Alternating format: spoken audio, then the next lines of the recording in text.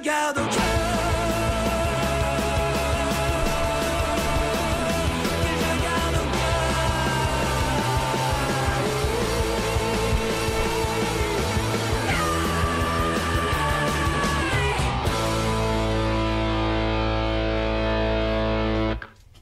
Radio Libertaire, la voix de la Fédération anarchiste, sans Dieu, sans maître, sans pub, à Racaille, une émission consacrée aujourd'hui à Artam Gallery, un lieu que vous allez découvrir en même temps, pas que nous, mais aussi un peu en même temps que nous. C'est une association, voilà, on vous en parlera plus précisément après nos blablas à l'intérieur du temps qui nous est imparti. En première émission avec le presse-papier et ces choses-là. On a deux invités, Pierre, qui est à ma droite, et... Germaine. Oui, Germaine. Ouais. Et Germaine qui est à ma gauche. Voilà, ils vont chacun développer, chacun de leur côté, une part de ressenti de ce qu'ils sont, de ce qu'ils font, de ce qu'est cette association Artam Gallery, que nous avons découvert avec ma camarade Pichetou il y a quelques temps, il y a très peu de temps, voilà, c'est rue Ramponneau, on va vous expliquer tout ça. Et puis, on va aussi, comme vous avez entendu Noir Désir pour notre petit jingle de début, le temps des cerises, et puis ça va être après, comme toujours, un regard en marge sur l'art. Là, on sera dedans, puisque ce sont des artistes en général qui sont pas vraiment dans la mouvance officielle, et une dénonciation des sales coups de la politique politicienne dans le presse-papier. Avec tout de suite une citation de Jean Cocteau. Je sais mieux faire l'amitié que l'amour. Voilà. On a trouvé avec ma camarade Pigeco que c'était quand même une assez bonne définition. Ouais. Voilà, que les artistes peuvent eux-mêmes aussi reprendre à leur compte, des artistes qui se haïssent souvent. Enfin, en tout cas, qui enfin, pas ouvertement, hein, mais ils ont l'habitude des coups tordus quand même. Voilà, je répète, hein, pour ceux qui sont un peu encore endormis, je sais mieux faire l'amitié que l'amour. Voilà. Bonjour tout le monde. Moi, je rappelle, comme d'habitude, le numéro du studio, donc le 01 43 71 89 40, si vous voulez nous joindre pendant les pauses musicales ou à la fin de l'émission.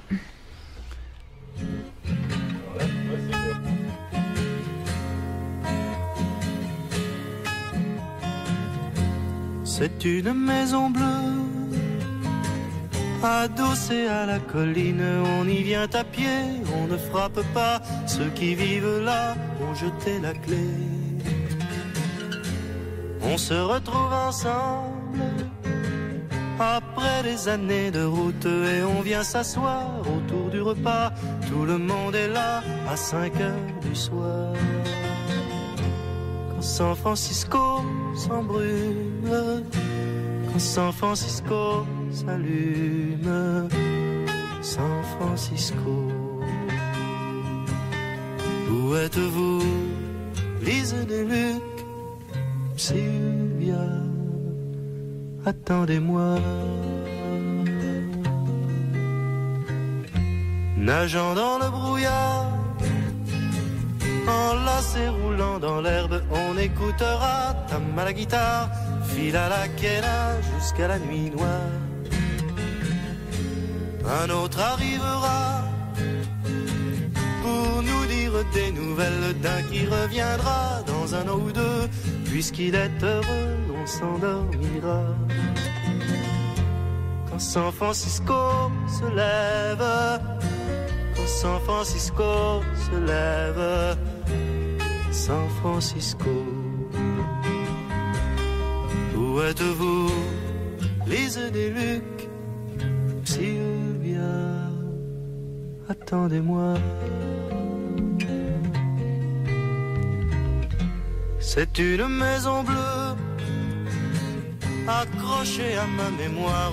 On y vient à pied, on ne frappe pas. Ceux qui vivent là ont jeté la clé.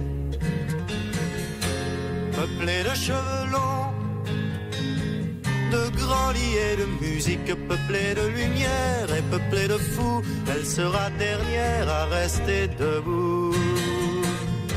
Si San Francisco s'effondre, si San Francisco s'effondre, San Francisco, où êtes-vous? Lisez des Luc, Sylvia, attendez-moi.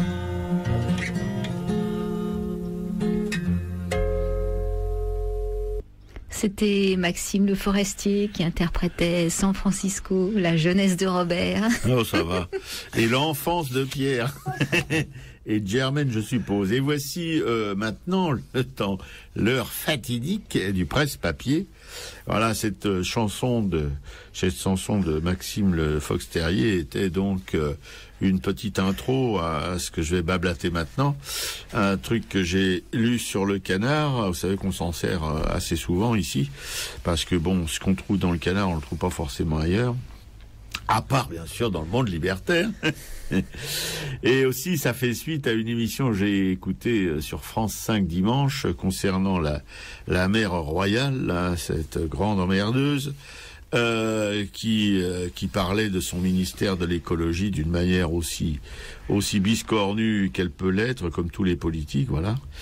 Et où elle affirmait là aussi, comme elle l'a affirmé aussi à l'issue d'une réunion qui s'est tenue le 4 novembre, vous savez, avec tous les partis engagés dans cette histoire du barrage de Sivens. Et il y a une dame qui est âgée de plus de 70 ans et qui n'est plus dans sa maison. Sa maison est squattée. J'ai demandé à ce que cette dame puisse revenir chez elle et que la tranquillité et la sécurité publique soient établies. Voilà. C'est sa seule préoccupation, apparemment, à cette ministre, c'est la sécurité publique. Voilà. Qui s'appuie, évidemment, sur les grenades offensives et compagnie. Voilà. Que je le rappelle pour ceux qui sont un peu amnésiques, que ça a tué un jeune homme qui était pacifique, qui était là. Bon.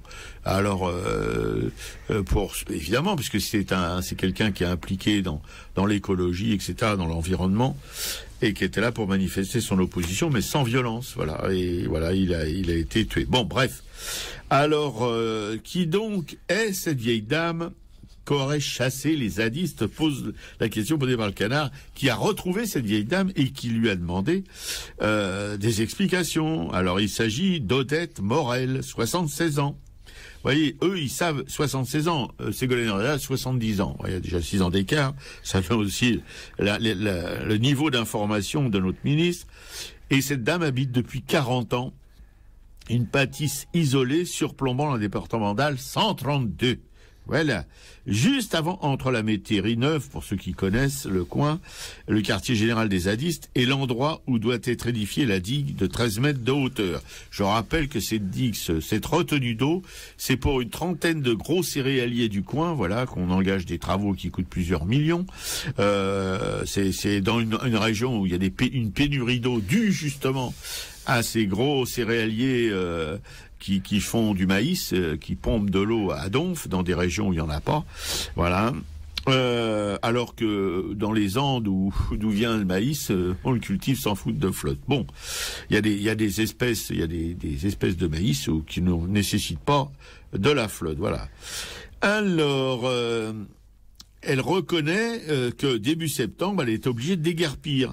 Mais pas à cause des zadistes. Vous voyez, c'est la petite différence avec notre ministre de l'écologie. Oui, enfin, c'est comme ça qu'on peut la dénommer, la désigner. Mais pas à cause des zadistes. Je répète, ce sont les gendarmes. Vous voyez, c'est autre chose, quand même, à moins que les gendarmes soient des zadistes. Voilà, ce sont les gendarmes qui m'ont demandé de partir. Ils fermaient la route et ils m'ont dit, si jamais vous êtes malade, on ne viendra pas vous chercher. C'est gentil, les gendarmes. Voilà.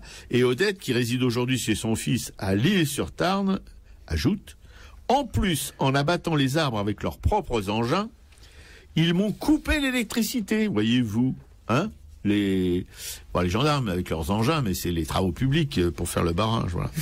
Mais alors, cette histoire d'affreux zadistes qui l'ont viré de chez elle, that is a question. Ils ne m'ont pas fait peur, ils ne sont pas bien méchants. Il me disait même bonjour. Certes, le fait d'avoir quitté sa maison n'a rien arrangé. Ils sont entrés 2 fois dans ma maison en cassant 2 vitres. La maison qu'elle n'occupait plus, hein. De l'outillage, une débroussailleuse et des couvertures ont disparu. Qu'en disent les zadistes? Parce qu'il faut aussi les laisser parler, ces camarades zadistes.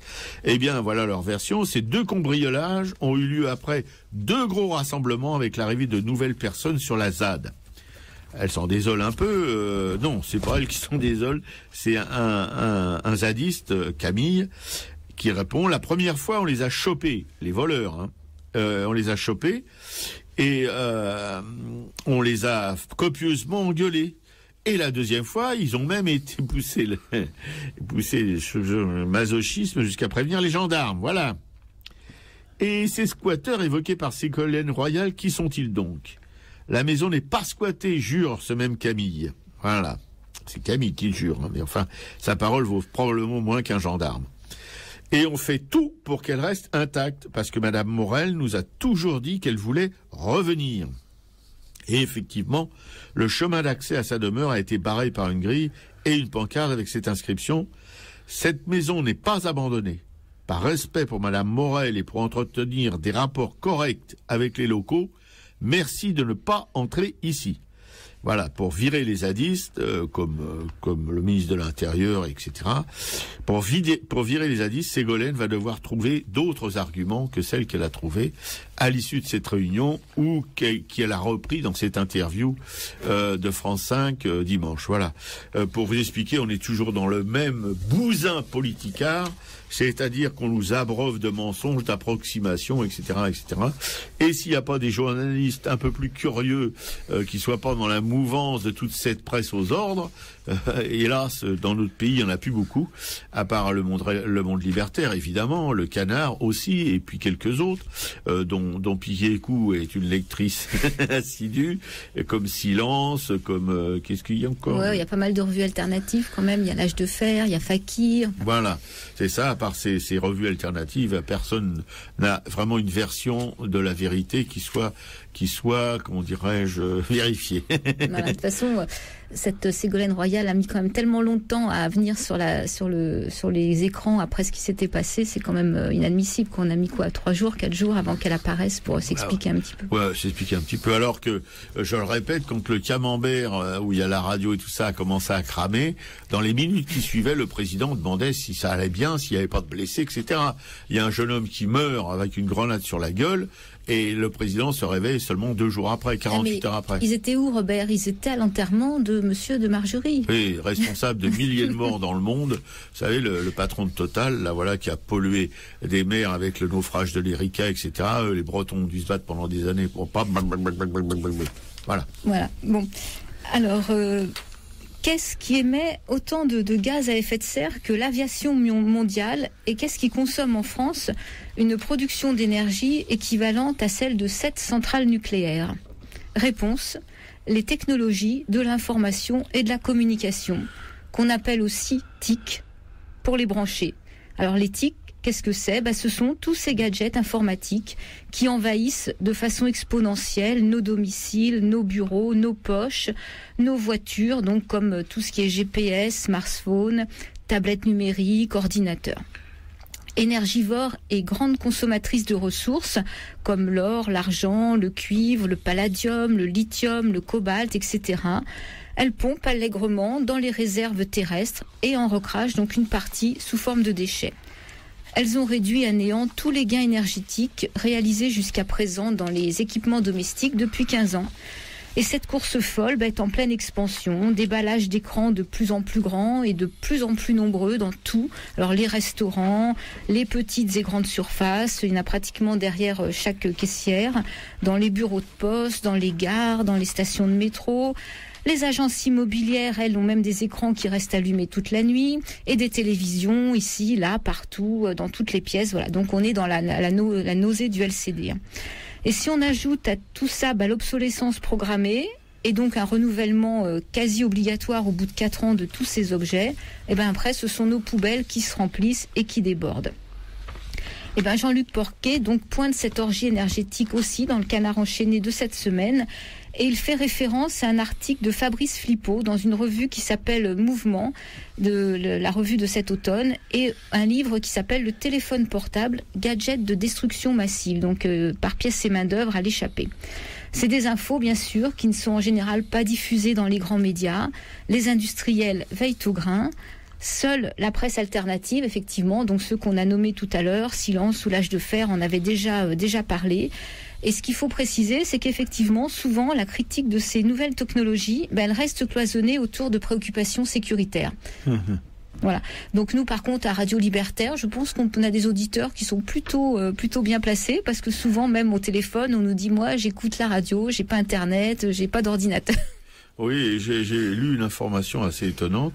Il y aurait plus de 8 millions de jeunes gens, si on peut dire, c'est des cadres, etc., qui auraient abandonné, si vous voulez, la fréquentation de tous les réseaux sociaux, qui n'ont plus que des mails, mais qui essayent au maximum d'échapper aux réseaux sociaux, non pas parce qu'ils ont peur du flicage, etc., qui en fait partie aussi, et qui est sur tous les réseaux sociaux, mais simplement parce que, si vous voulez, ça nécessite de remettre à jour régulièrement ses profils, etc., et qu'il y a de plus en plus d'entreprises qui se réfèrent justement à ces profils des fois anciens et qui fliquent en quelque sorte pour voir. C'est un petit peu comme les gens qui ont malheureusement été hébergés par les prisons françaises, et théoriquement dans la loi on ne doit pas les faire chier après un certain temps, leur casier théoriquement devrait être vierge, et malheureusement non.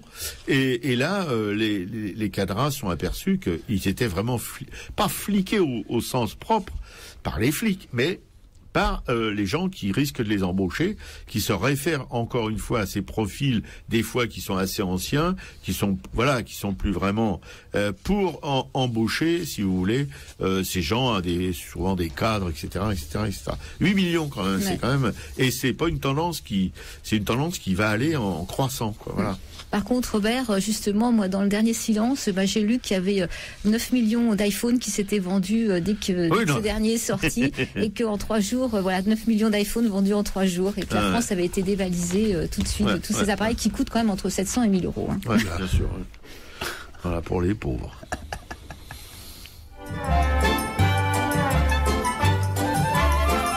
Autrefois, pour faire sa cour, on parlait d'amour. Pour mieux prouver son ardeur, on offrait son cœur. Maintenant c'est plus pareil, ça change. Pour séduire le cher ange, on lui glisse à l'oreille.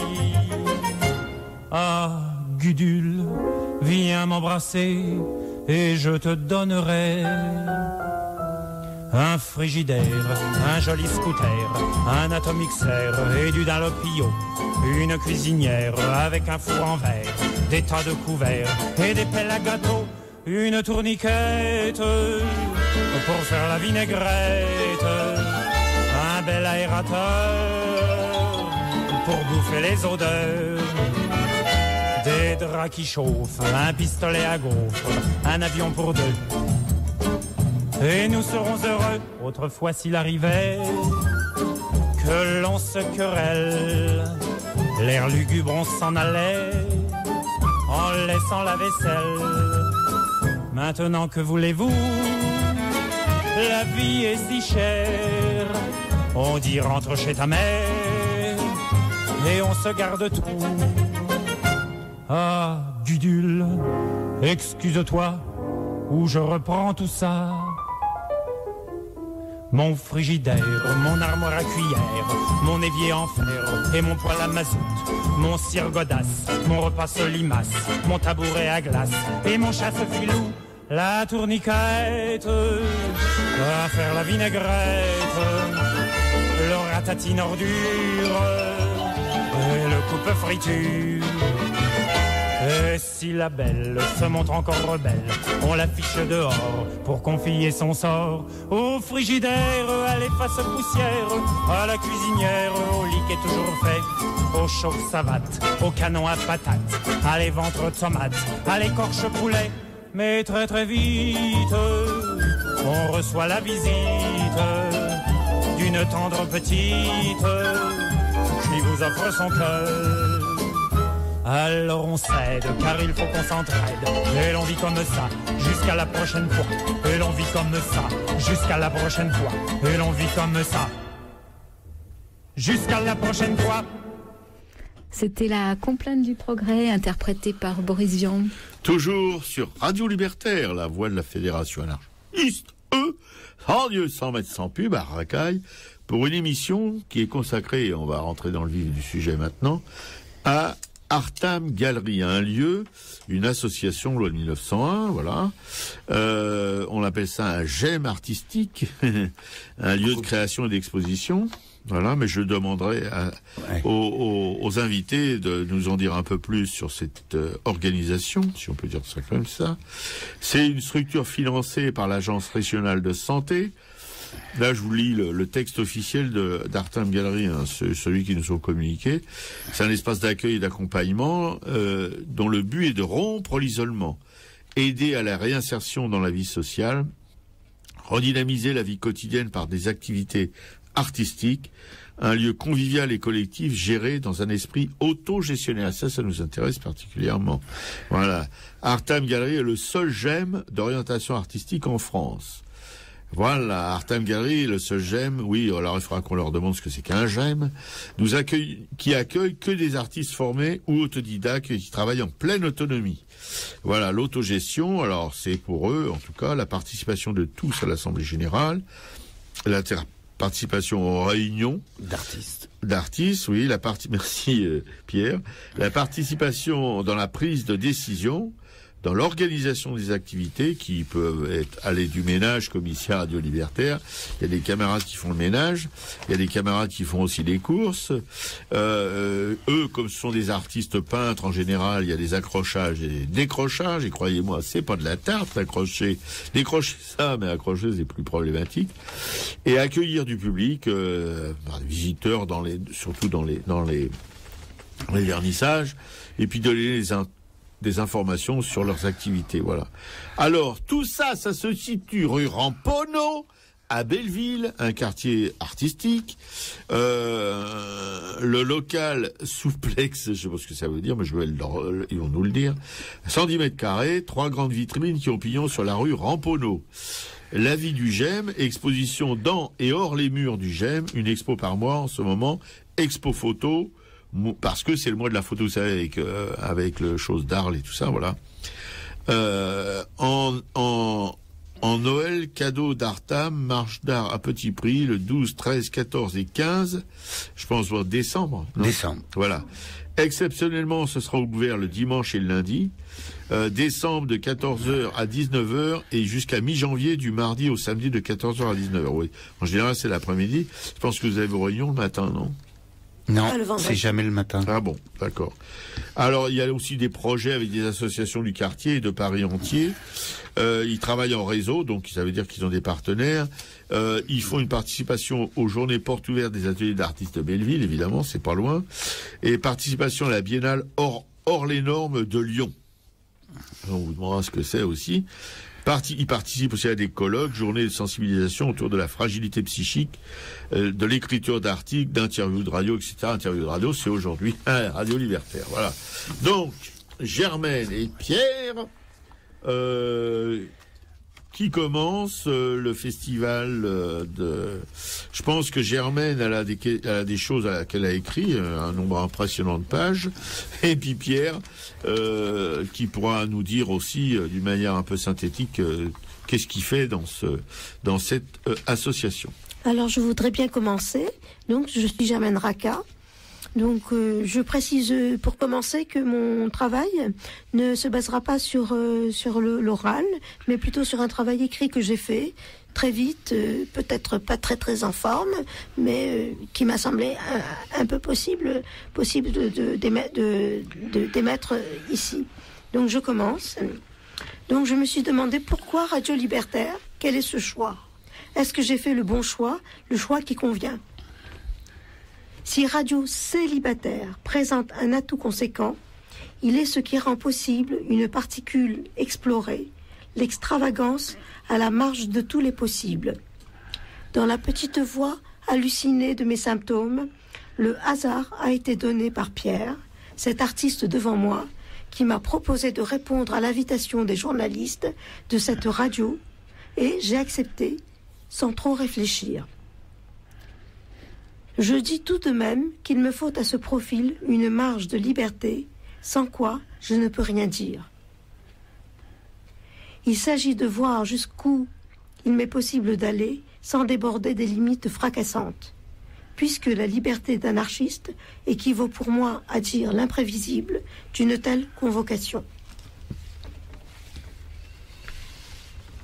Je me présente donc à nouveau, Germaine Racah, formation de maître en philosophie.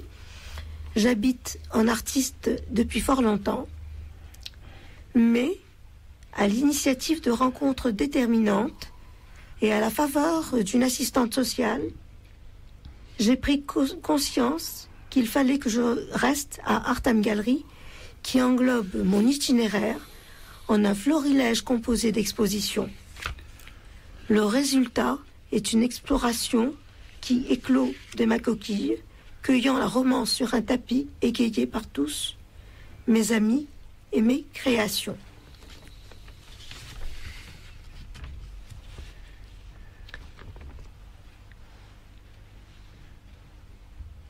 À Artham Gallery, 37 rue Ramponneau, Diane Staveris, la présidente, Areti Zia et Yorgi Vicente, les animateurs, ouvrent les séquences dans ce lieu que je visite depuis 7 ans. Régulièrement, ce GEM est un groupe d'entraide mutuelle, lieu de récréation et d'exposition. Chaque artiste se détermine selon son talent en participant aux réunions qui l'ancrent des commandes et des explorations pour voir éclore des idées dans les murs et hors les murs. Ces chemins aventuriers sont l'occasion de se dire à quoi l'on rêve en pensant exprimer être restauré dans un lit au musée d'Orsay parmi tant d'autres fantaisies imprévisibles.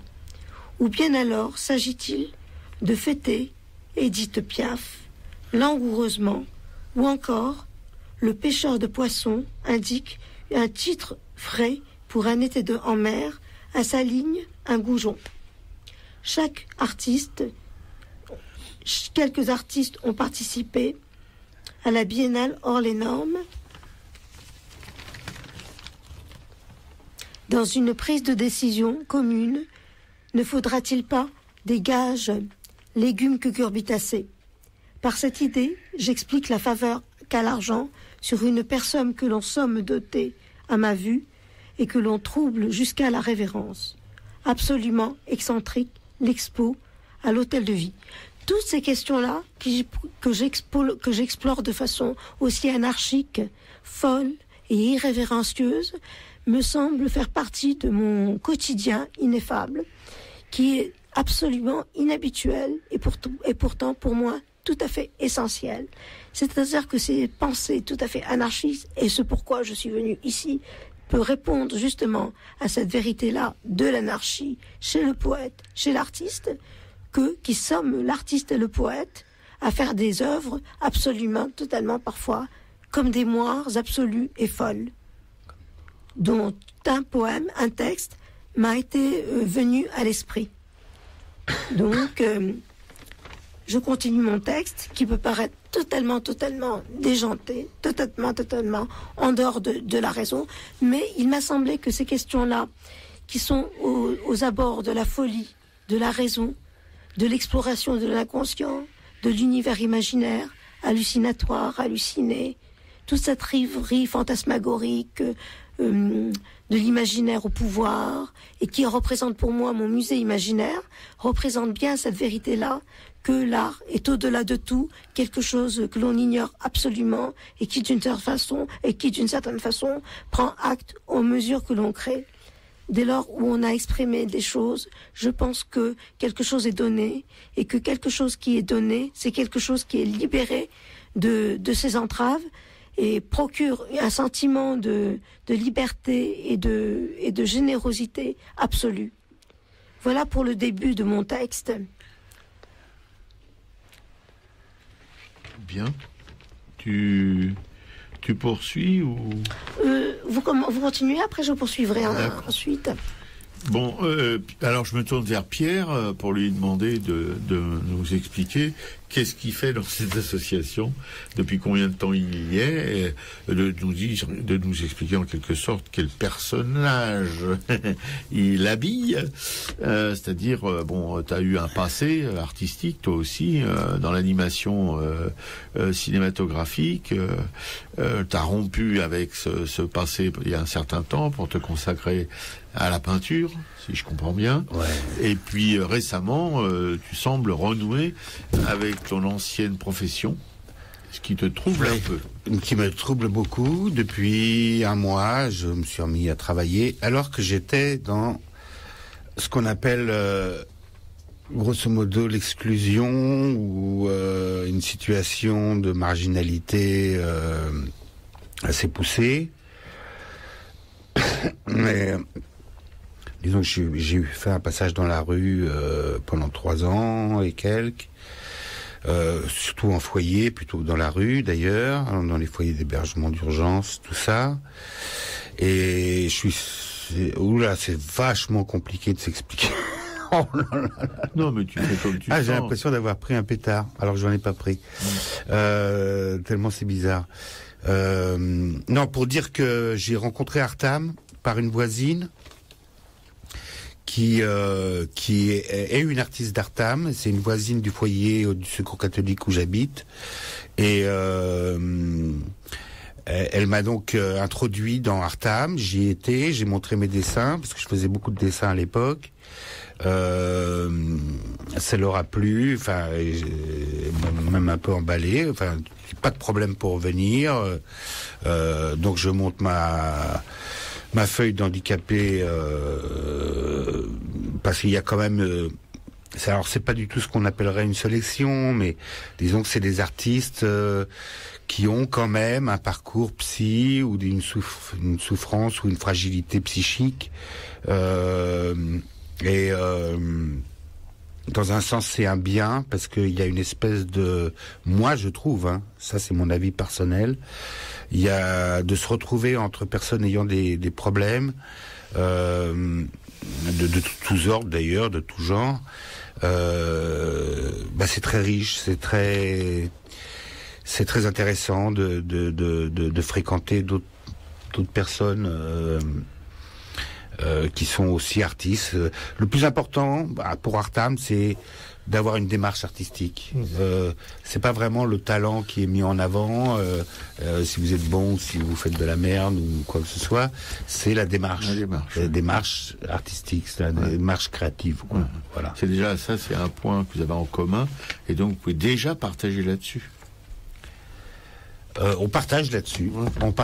Il y a des discussions un peu sur nos vies, comme ça, mais à bâton rompu. Et sur la création elle-même ? Et ça nous arrive de parler création, ouais, bien sûr.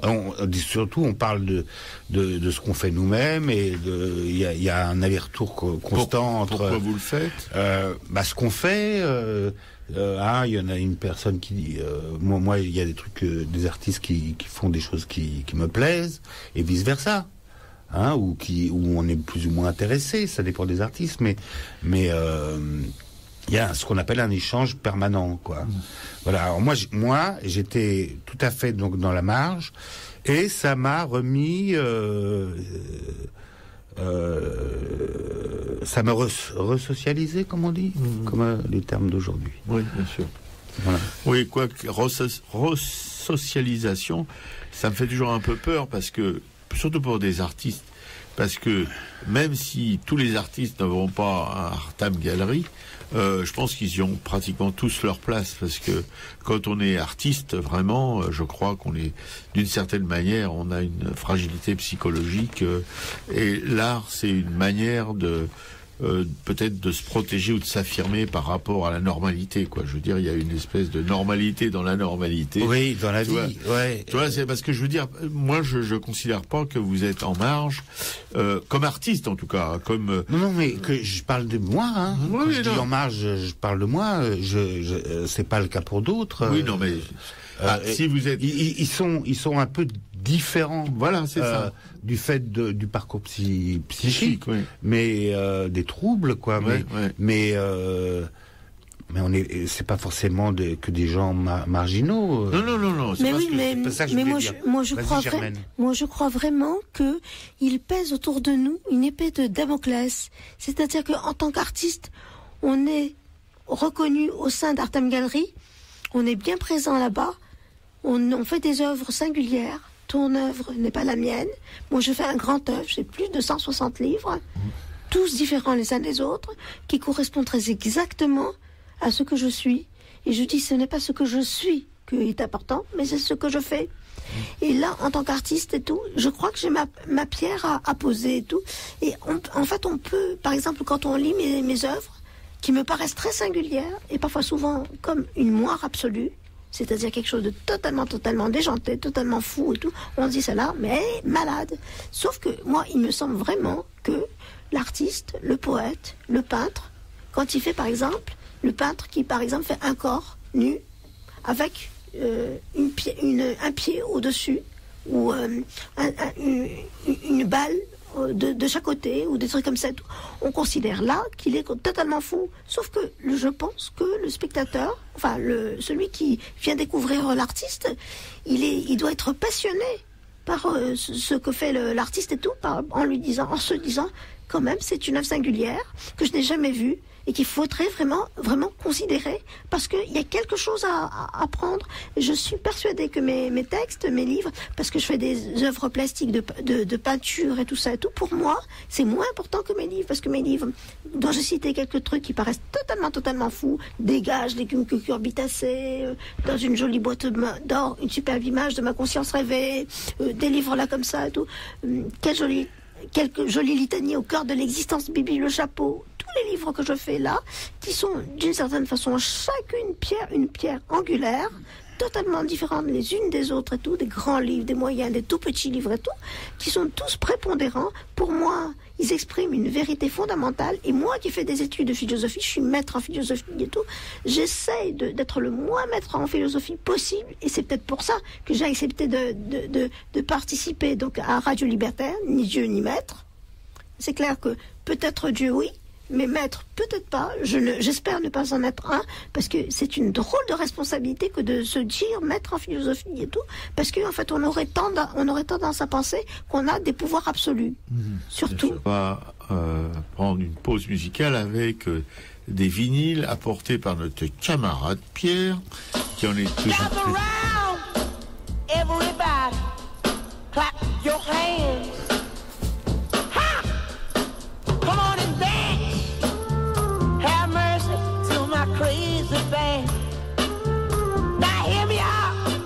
I got 7 grooves for my 7 moves. You did 7 grooves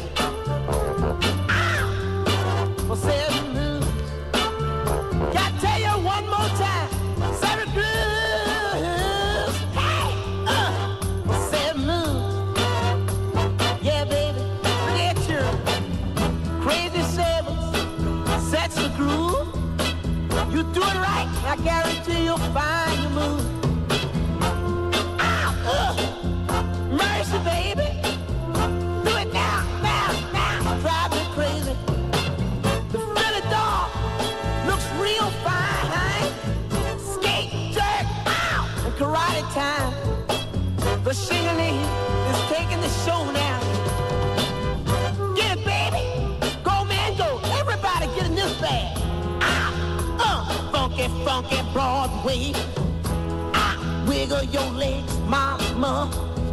Shake it, shake it, shake it. You don't know what you're doing. Doing the funky Broadway. Get it, baby. Hey, girl, have mercy. Boogaloo. From here on, I swear it's all up to you. Hey, girl, why not? Boogaloo. From here on, rest is all up to you. Lord, did you get it? Believe you got it. Did you get it? Girl, you know you got it. Get it, get it, get it, get it, get it, get it, get it, get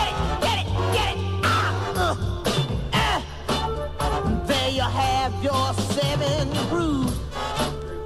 7 grooves for 7 moons. Voilà, c'est un morceau, donc c'était un disque que Pierre nous a apporté, donc un ensemble de vinyles, des rescapés d'une belle collection apparemment. Donc là, c'était Smokey Brooks qui interprétait Seven Grooves for Seven Moods. C'est ça, Pierre? Tu peux nous en parler? De quoi? Du morceau? Ouais. Moi, j'adore.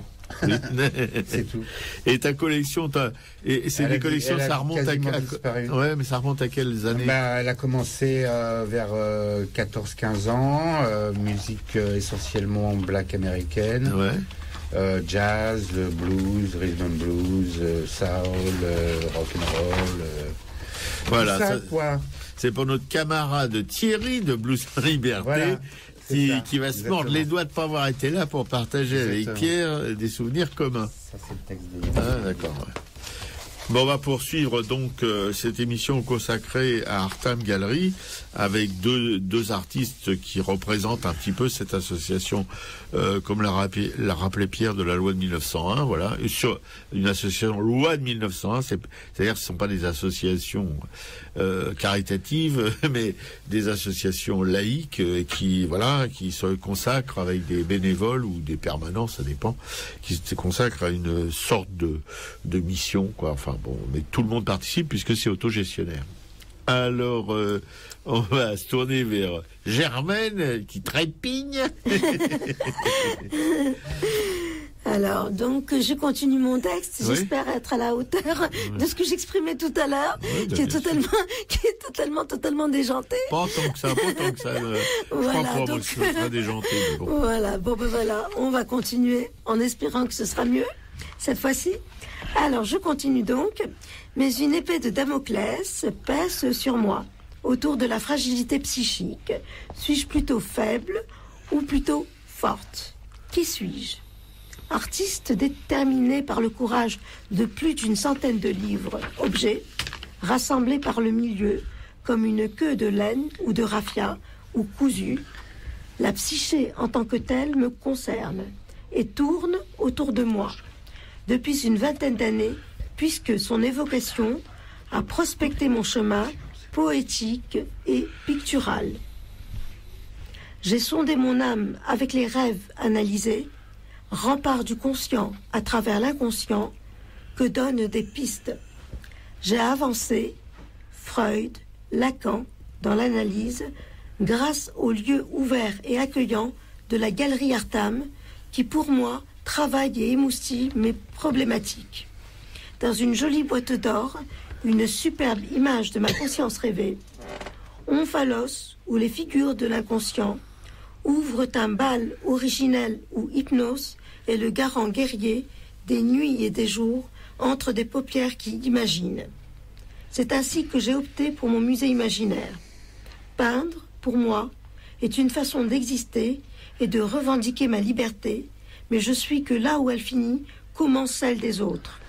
Je n'envisage pas de me bousculer sur des passions et des dangers. Je me sais submerger dans une muse ludique, inventive, là où l'homme du commun à l'ouvrage est celui de l'art brut. Quant à son appellation, mon indignation n'est pas celle-là.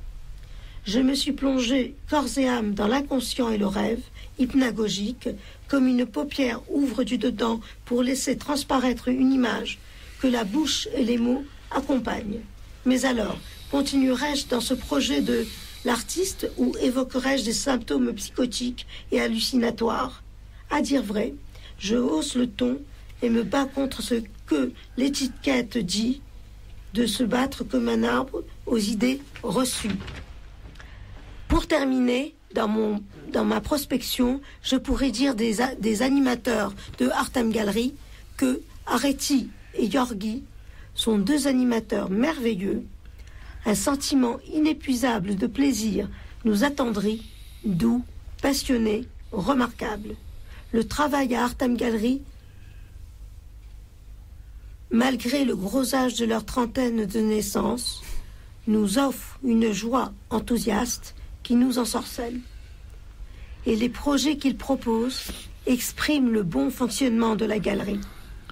Les structures financées par l'Agence régionale de la santé donnent de gros chiffres vers où se tournent les têtes.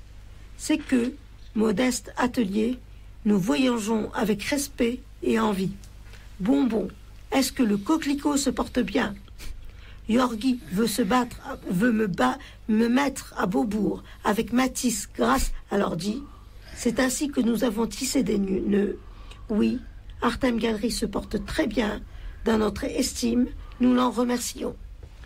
Bien, eh ben, avec un éloge comme ça, ils vont pas s'en remettre, à mon avis. Mais c'est mérité. Ouais, bien sûr. C'est mérité, mais je suis d'accord. T'es d'accord? Je suis d'accord.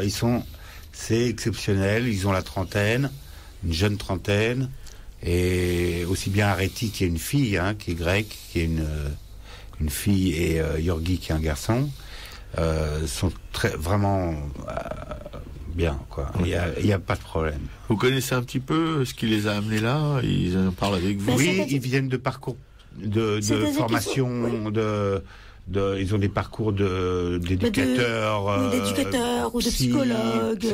Voilà. Donc elle a fait thérapeute et tout. Voilà, en fait, Yorgi, une licence de psycho. Voilà, ils ont été confrontés justement à des problèmes humains comme ça et tout. Ils ont été sur le terrain. Je pense qu'ils ont beaucoup favorisé justement l'amplitude de la galerie Artam en donnant plein feu et plein pouvoir aux artistes qui, d'une certaine façon, ont tous une façon de peindre, de concevoir leur art et tout, d'une façon singulière, particulière et tout.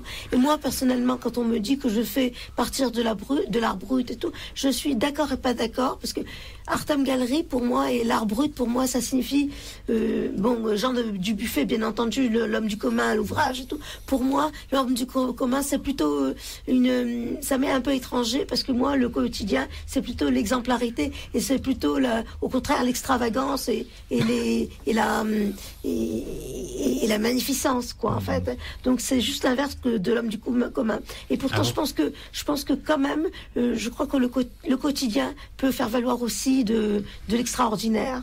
Par exemple, préparer un plat ou des trucs comme ça. Tout. Je pense que c'est à la fois, ou alors par exemple avoir deux serpillères et ses pieds par-dessus et circuler avec les serpillères pour laver un parterre, laver un carrelage et tout, pour que plus un grain ne persiste dans le sol et tout ça et tout. Ça peut me paraître une idée assez farfelue, mais qui d'une certaine façon dit que les hommes ont le plein pouvoir pour, par exemple, laver les carrelages et tout ça et tout, et qu'on en a ras-le-bol que les femmes fassent la lessive et tout, et ce serait plutôt du côté des hommes à le faire, donc de prendre les serpillères et laver le parterre, par exemple, ce que nous faisons tous à Artam Galerie et tout, pour nous dire que nous aussi, on est aussi des gens du commun, quoi, en fait, bien que exemplarité sur l'artiste et tout ça, sur ce qu'il fait, tout ça, sur sa magnificence et tout ça, en fait. Ouais. Oui, puis moi je suis pas tout à fait, si je peux donner un peu mon avis là-dessus, je trouve que donner des noms pour spécifier, pour séparer en quelque sorte d'ailleurs les gens ou les rêves des gens, c'est brut, c'est contemporain, c'est singulier, c'est outsider, c'est marginal, c'est voilà. Tout ça, ça me semble, c'est de l'art, point, fait par des gens qui sont ceci, cela, on s'en fout. C'est de l'art fait, voilà. Et ce qui m'intéresse, moi, c'est le résultat que je regarde. C'est ce que je regarde. C'est pas vraiment la catégorie qui m'indique ce qu'il faut croire ou pas croire. Quoi, voilà. Mais c'est un petit peu, je trouve, le défaut même du Buffet que j'aime bien, mais son défaut, ça a été de classer justement les gens suivant leur cursus, voilà, et ceux qui ont été un art psychiatrique, etc. Par exemple, quelqu'un comme Gaston Chessac, il l'a classé comme artiste brut, enfin, il l'a désigné comme ça, et Chessac n'était pas du tout d'accord avec cette appellation d'artiste brut. On ne doit pas coller des étiquettes aux gens, encore moins dans l'art qu'ailleurs, d'ailleurs. Je suis tout à fait de cet avis-là, parce qu'en plus, moi personnellement, je ne me considère pas ci ou ça, parce que de toute façon, mon travail, au fil du temps, il évolue. Bien donc sûr. d'une certaine façon, on peut pas me cloisonner dans quelque chose de spécifique. Art brut, dans art brut, il y a art et il y a brut. Alors moi personnellement, je voudrais pas être dans une vindicte où on m'interrogerait pour me faire tomber ou pour me rendre gravement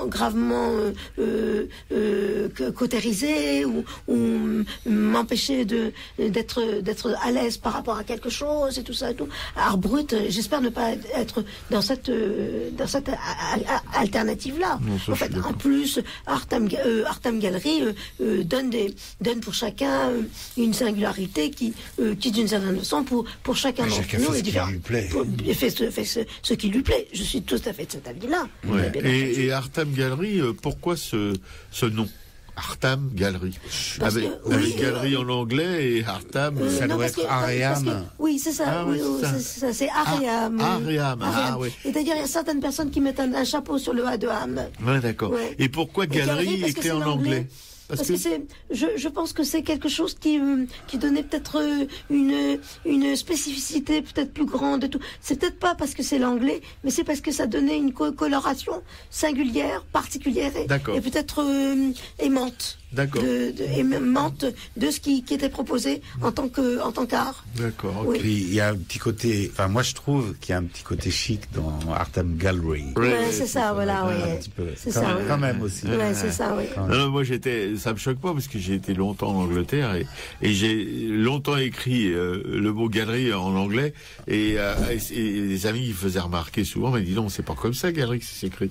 Ouais. Et moi, j'étais toujours étonné de l'écrire toujours en anglais, quoi. Voilà. Enfin bon, c'est une anecdote, hein, c'est pas terriblement intéressant non plus. Il les a piqué coup le temps de se débrouiller avec vos vinyles, hein. Elle a pas vraiment l'habitude. Ouais,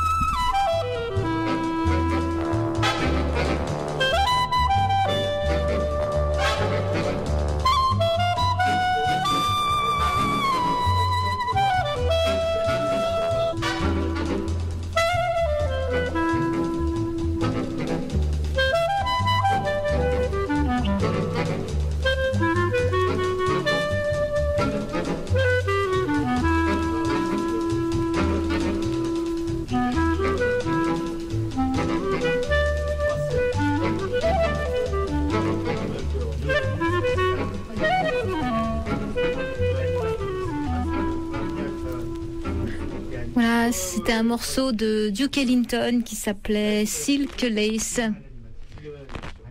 Film dessin animé. Ouais, dessin animé. Vous êtes sur Radio Libertaire, on était en pleine discussion avec Pierre, et j'ai été surpris par le rouge que Piquet-Cou a installé. Qu'est-ce que c'était comme musique? J'ai dit c'était Silk Lace, un morceau de Duke Ellington. Duke Ellington, le donc voilà, Duke. Encore un vinyle de Pierre. D'accord. Et là, tout de suite, on va revenir auprès de nos invités. Demander à Pierre, parce que ça m'intéresse. J'ai vu, vous pouvez voir d'ailleurs sur le net, des dessins d'animation que Pierre a produits avec ses petites mains de fée. Je mettrai peut-être les liens. Je vais mettre les liens sur le blog. Je les ai pas mis encore, mais je vais. On mettra les liens sur le blog. Oui, Pierre. Faut écrire juste. Le problème, c'est que Pierre Barletta, ça suffit pas. Il faut donner les titres des films ou. Oui, non, mais on les a déjà eu, on les a déjà regardés, nous. On sait où on peut les trouver.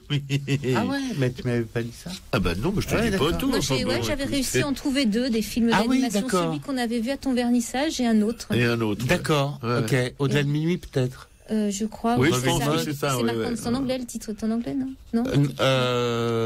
Ah non, peut-être pas. Non, mais on t'inquiète pas, on va les mettre sur le blog ce soir, tu vois, comme ça les gens les auront et vous verrez le travail d'animation. Il a raison, Pierre. Moi, je pouvais vous enduire. Le cinéma d'animation. Le cinéma d'animation, voilà. C'était son job il y a quelques années.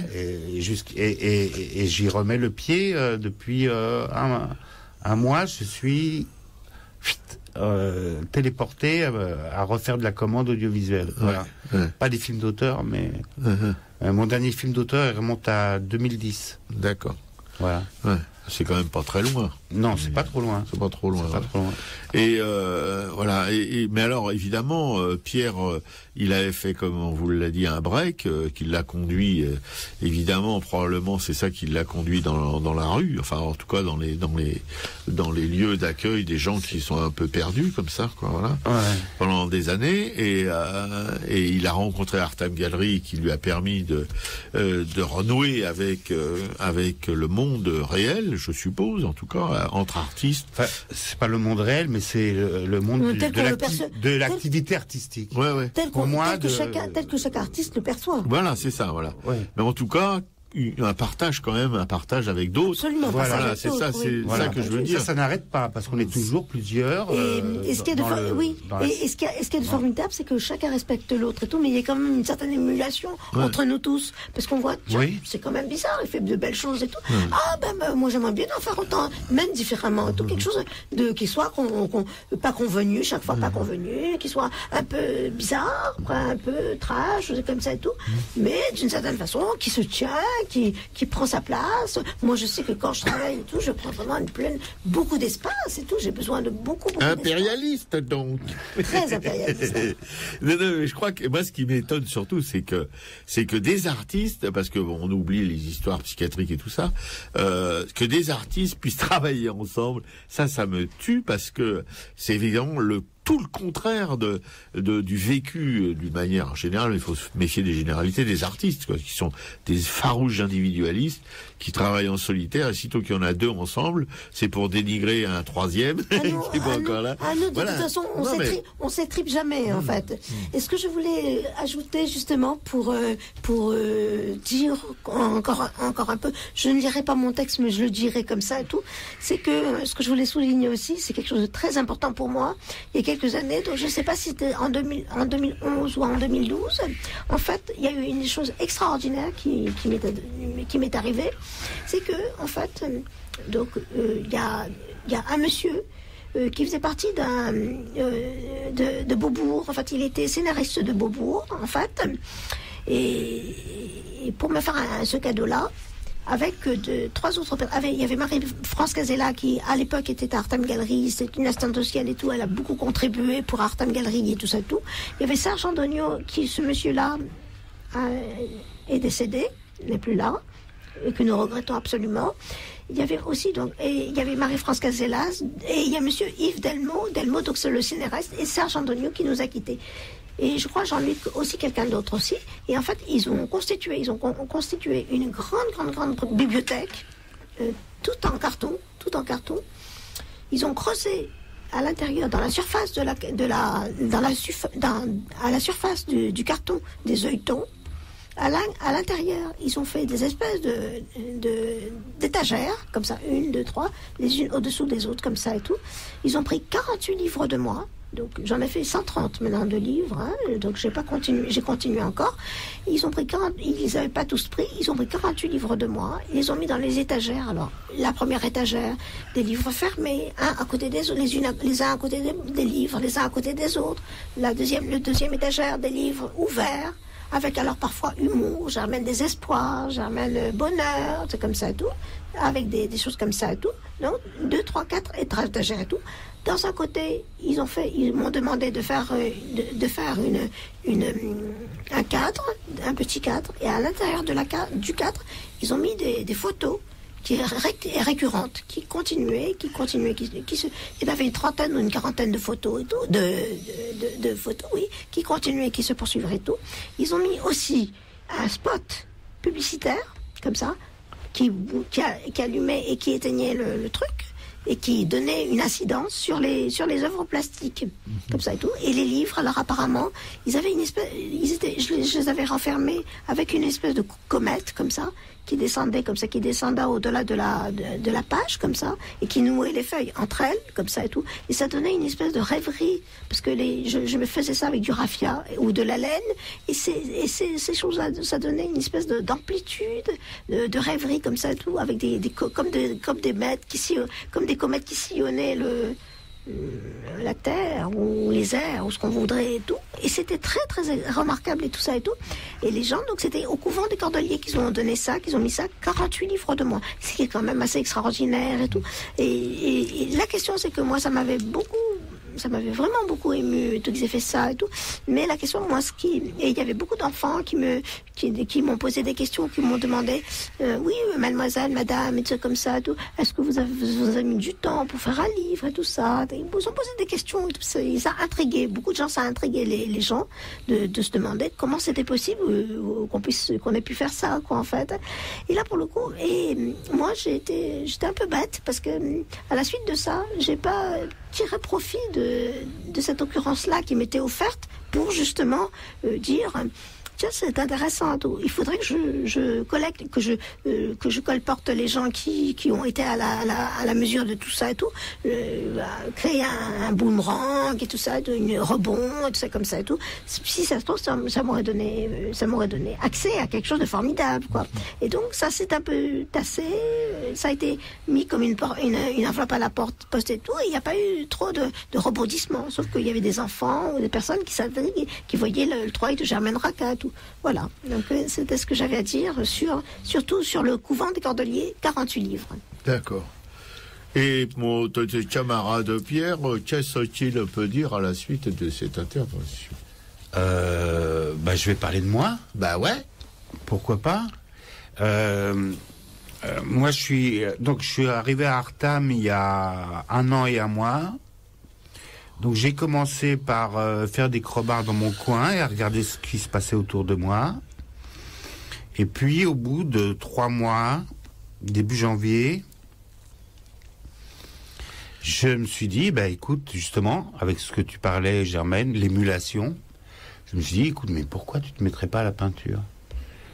Parce que, j'avais touché 2 fois à la peinture. Enfin, j'avais fait un tableau, une gouache sur bois, une grande gouache sur bois avec plein de petits personnages de théâtre.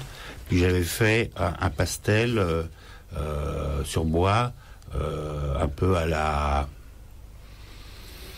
vaguement à la Gauguin, sans copier Gauguin, mais vaguement comme ça. Et mais comme ça, quoi. Sinon, je suis avant tout dessinateur, donc je dessine ça tous les jours depuis l'âge de 4 ans. Ouais, avec Piqueco, on a vu tes dessins, on était assez bluffés. Ouais. Donc, je me suis lancé dans la peinture. Donc voilà, l'exposition que vous avez été voir, c'est le résultat de 9 mois de travail de peinture. Donc c'est extrêmement récent. Ouais.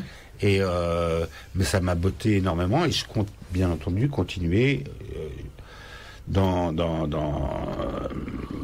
en fait, toutes les voies sont ouvertes. C'est la peinture, le cinéma d'animation, je peux y revenir aussi. Tu peux les lier les deux, peinture et cinéma d'animation. Je peux lier les deux. Je peux faire. Mais j'ai découvert un grand plaisir que de faire des toiles. Rien que le fait c'est un truc qui me marque. Rien que le fait de passer le pinceau de sentir le pinceau crisser sur la toile avec la couleur. Comme ça, c'est un plaisir fou. Ah oui, ça je suis absolument d'accord avec toi. Oui. Et quand la toile chante. Et de faire les harmonies de couleurs, les trucs, tout ça, c'est... Ouais, là, je crois qu'on retrouve peut-être les plaisirs de l'enfance quand on coloriait, tu vois. Ouais, et là, pour moi, c'est vraiment magique, quoi. Tu vois, même maintenant, c'est toujours magique le fait de colorier, quoi. Tu vois, c'est ce que je préfère dans ces expressions artistiques, c'est colorier. Tu vois, s'il y avait que le dessin, non. Et les artistes que je privilégie, si tu veux, dans ma sensibilité en tout cas, c'est justement les artistes qui s'expriment surtout par la couleur, quoi, tu vois.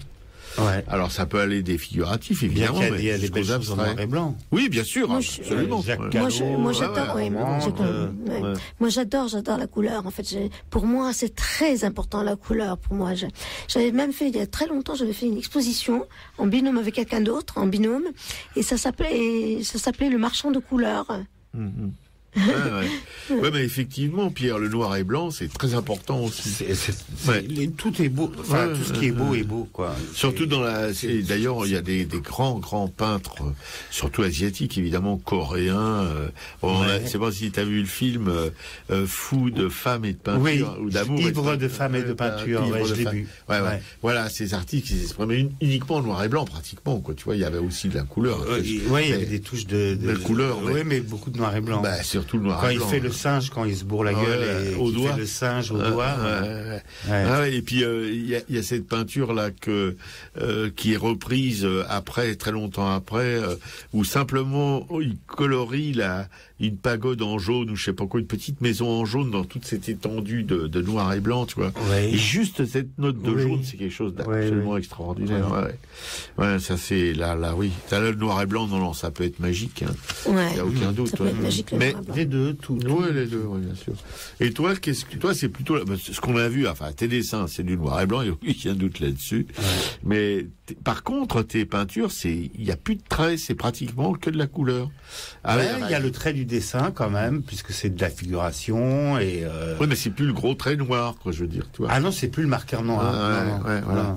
Et là, je me posais la question pourquoi il abandonne complètement son trait, qui était intéressant aussi dans tes noirs et blancs, qu'il associe pas ce trait intéressant à la couleur, quoi. Parce que justement, c'est autre chose la peinture. Donc moi, je me suis lancé je savais pas ce que je faisais exactement. J'ai commencé par faire des femmes un peu style cabaret, bordel, on sait pas trop quoi, et un peu dénudées, parce que c'est ce qui me venait en premier. Puis après, ça a évolué, et j'ai découvert la couleur, et vraiment, parce que j'avais toujours un complexe de ne pas être un coloriste. Donc le fait d'être arrivé dans la peinture, je sais pas si je suis un bon coloriste, ça j'en sais rien, mais moi je fais des choses qui m'intéressent, vraiment des harmonies qui m'intéressent, des dissonances ou des accords ou comme une partition musicale, quoi. Pourquoi pas? Bah oui, comme amateur de jazz et tes disques, c'est assez en concordance. Non, mais t'as raison. Moi, je crois que t'as bien réussi tes premières approches de la couleur, parce que effectivement, tes peintures, on sent dedans une espèce de plénitude, tu vois, de choses finies mais sans ostentation, quoi. C'est reposant. Tu vois, non, il y a j'ai 55 ans. Ouais. J'ai 55 ans.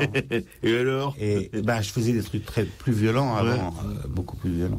Et là, je trouve dans la peinture, justement, j'ai découvert ça de moi, que c'était plutôt vers l'apaisement et voilà. Et tu sens que l'ironie, le ludique. Et ça aide, si tu veux, sans vouloir aller dans des choses un peu risquées qui concernent que toi, mais ça peut aider à une espèce d'épanouissement vis-à-vis, si tu veux, des blessures de la vie, quoi. Oui, tout à fait.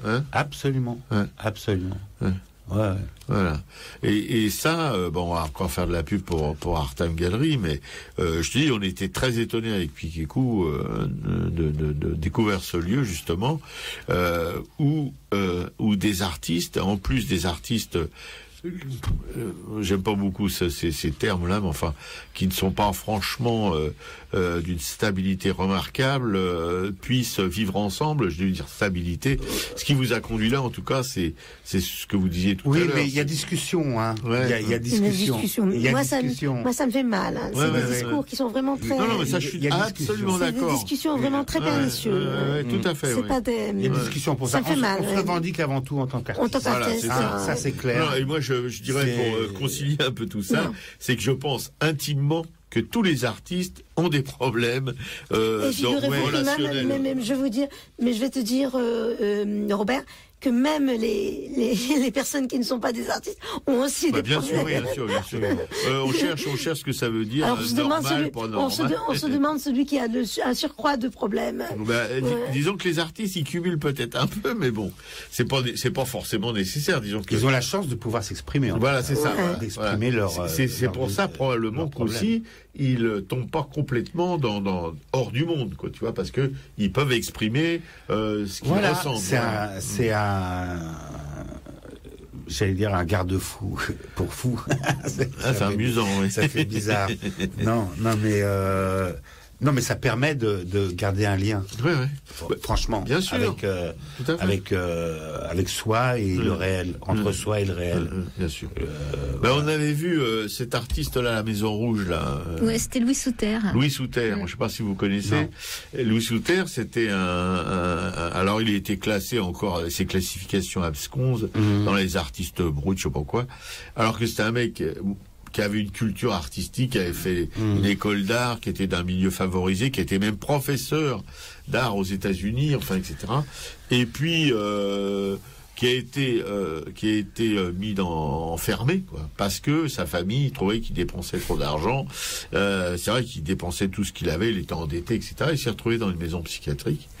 Et c'est l'architecte là, celui qui a fait la cité. Ah oui, Le Corbusier. Le Corbusier, qui était de sa famille, enfin un parent éloigné, qui l'a découvert et qui a acheté ses œuvres, etc., etc.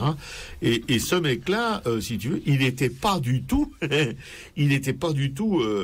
Il avait une manière de s'exprimer dans la vie qui était hors norme, si tu veux, parce que il n'était pas avare, il thésaurisait pas, il avait pas d'action, etc. Il n'était pas dans la norme, quoi, du fric et tout ça. Mais si tu veux, il était parfaitement équilibré, quoi, tu vois. C'est la société qui le trouvait déséquilibré. Ouais. Mais quand tu vois son travail, quand tu vois ses écrits, ses réflexions, c'était un mec hyper équilibré, qui faisait un travail, mais alors, magnifique, tu vois, qui était un dessinateur hors pair. Un violoniste aussi. Un violoniste, oui, un très grand. De haut niveau. De haut niveau, voilà. Pour dire, si tu veux, que même des artistes comme ça, parce que lui, contrairement à Camille Claudel ou à Séraphine de Senlis, il n'a pas arrêté de peindre quand on l'a mis sous séquestre, en quelque sorte. C'est là qu'il a explosé complètement, toi, dans Louis Souter. Louis Souter, voilà. D'accord, il a continué à travailler. Ah bah oui, jusqu'à sa mort. On l'a mis. Il n'en est jamais sorti, d'ailleurs. L'enfermement. Oui, interné. Il a eu des problèmes pour trouver du papier, etc. Alors, il dessinait sur tous les bouts de papier qu'il trouvait, etc. Jusqu'au jour où le Corbusier s'en est occupé, et puis d'autres, tu vois. Et là, il a pu avoir accès à des formats de papier, etc., à des outils pour travailler, tu vois. Mais je trouve que c'est un exemple assez emblématique, si tu veux, d'une société qui n'accepte pas les gens, en général sont les artistes, qu'ils soient musiciens, peintres, écrivains, poètes, etc., tu vois, qui n'acceptent pas justement ce qu'ils expriment parce qu'ils sont, la société elle est juste différente et qui trouble, si tu veux, l'ordre social instauré. Voilà, c'est ça, tu vois ce que je veux dire. Donc, pour moi, les artistes sont révélateurs, si tu veux, d'une société qui essaye d'enfermer tout le monde dans des normes pour pouvoir avoir une paix fictive pour les gens qui sont aux commandes dans nos pays, si tu veux, tu vois. Ça, faut pas que ça dérange l'ordre établi, tu vois. Mais comme les artistes, ils posent des questions que personne ne pose, des questions qui dérangent, si tu veux, en s'exprimant artistiquement, je veux dire, tu vois, eh bien, ces gens-là sont potentiellement dangereux pour l'ordre établi. Ça peut arriver. Ouais, je pense que c'est la norme, mais bon. Moi, j'ai juste un poème. Oui, je t'en prie.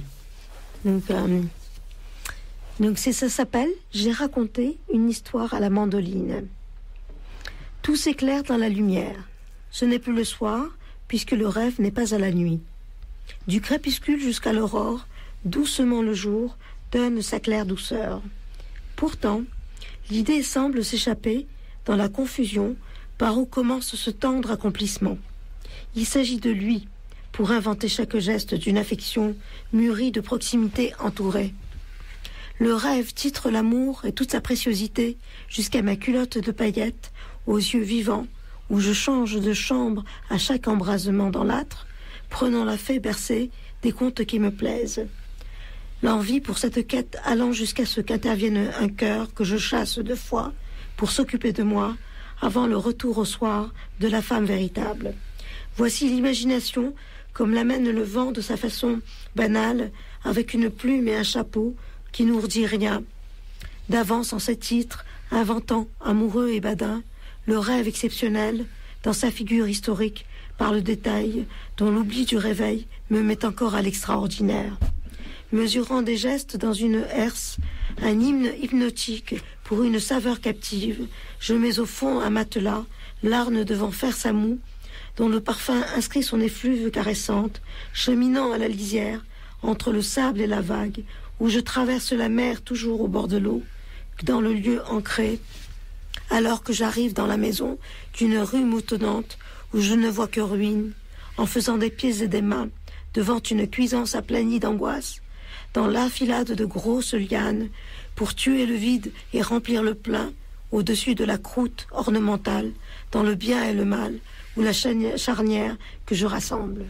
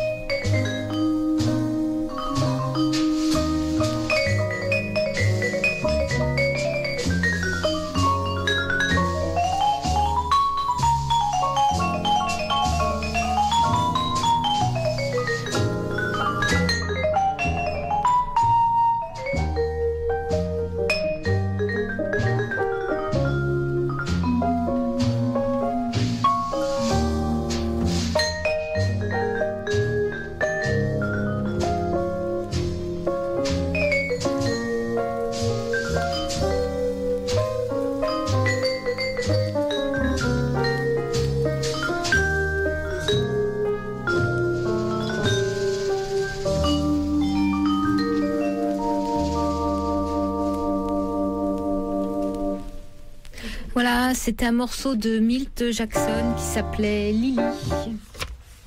C'est sur Radio Libertaire, la voix de la Fédération anarchiste, sans Dieu, sans maître, sans pub, un racaille.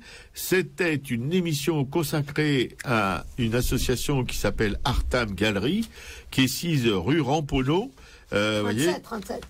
37 rue Ramponneau, c'est Germaine qui me surveille d'un œil attentif. Voilà, et donc deux membres de cette association, Pierre et Germaine. Germaine est elle peint et elle écrit des textes, un certain nombre de livres même. Et Pierre, lui, qui est dont le métier était et redevient faire des films d'animation. Voilà. Alors certains, il fait les dessins, d'autres il fait les scénarios, d'autres il fait les deux, et d'autres il assure aussi la technique, l'animation. C'est pas du tout, c'est pas rien du tout. Voilà, c'était les deux représentants, on peut dire, de cette association. J'espère qu'ils ont répondu à certaines et même à pratiquement toutes vos questions. Si on est ambitieux et puis un peu mythomane, voilà. Vous aurez toutes les coordonnées concernant cette association, concernant ces deux artistes, sur le blog de l'émission, http://aracaille.fr. Voilà. Tout sera mis sur le net à partir de ce soir. Donc à partir de demain matin, vous pourrez consulter tout ça. Vous pouvez toujours nous adresser des courriels sur aracaille.fr, www.aracaille.fr, @aracaille.fr, l'adresse mail. aracaille@orange.fr. Voilà, ça c'est la voix de la raison qui vous parle. Moi, je suis le bafouilleur maison. Et donc on pourra évidemment avoir des échanges là-dessus. On espère que ça recueillera chez vous une espèce d'adhésion massive. Pas par les coups de téléphone, parce qu'on a presque pas eu aujourd'hui, mais c'est peut-être un signe que vous écoutiez attentivement ce qui se passait et que vous ne vouliez pas perdre le fil de la conversation. Voilà. Alors on remercie donc Germaine Racca et Pierre Barletta, voilà. Germaine Racca qui est quelqu'un d'origine tunisienne, ça se voit pas très bon sur elle, mais à part sa gentillesse, on sait que c'est des gens gentils souvent là-bas. Et puis Pierre Barletta qui est d'origine plutôt italo-argentine. Voilà. Pour vous dire tout sur eux, hein, enfin presque tout. Voilà, on était très contents de les recevoir. J'espère que vous ressentirez comme nous que c'est une émission quand même assez riche. Et on vous dit à la semaine prochaine pour une autre émission qui sera consacrée plutôt à des illustrateurs, André François, Babette Cool et Anthony Brown. Voilà, Babette Cool et Anthony étaient des potes il y a quelques décennies. Ils ont vieilli comme moi. Et André François qui était en quelque sorte un maître, un affichiste. Oui, un affichiste, un illustrateur aussi. Ouais. Voilà, un des maîtres de l'animation. Il a fait aussi probablement des films, en tout cas, avec ses illustrations. Voilà. Salut Pierre. Salut. Merci. Merci. À bientôt. Voilà, et merci de m'avoir écouté et d'avoir écouté Pierre. Oui. Moi, je vous dis aussi au revoir, à la semaine prochaine. Et puis, on termine avec Paco Ibanez, la Poesia es una arma cargata de futuro. Voilà. Ce qu'on met.